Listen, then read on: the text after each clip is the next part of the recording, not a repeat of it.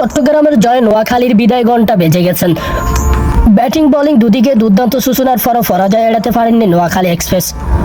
চট্টগ্রামের বিপক্ষে 5 উইকেটে হেরে বিপিএল থেকে বিদায় নিশ্চিত হয়েছে প্রথমবার বিপিএলে অংশ নেওয়া নোয়াখালী এক্সপ্রেস।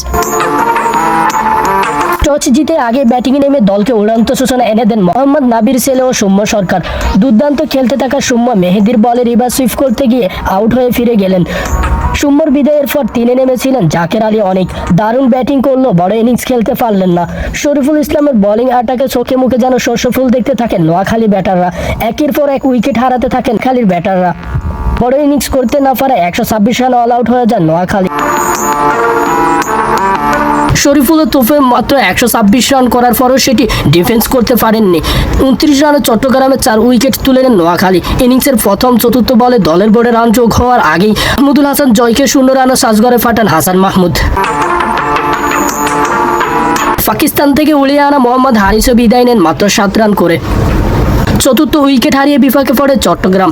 জয়ের স্বপ্ন দেখতে থাকেন নোয়াখালী। আসরে টিকে থাকার সম্ভাবনা দেখছিলেন অনেকে, কিন্তু 40 রানের জুটি করে চাপ সামাল দেন হাসান নওয়াজের অধিনায়ক শেখ মেহেদী।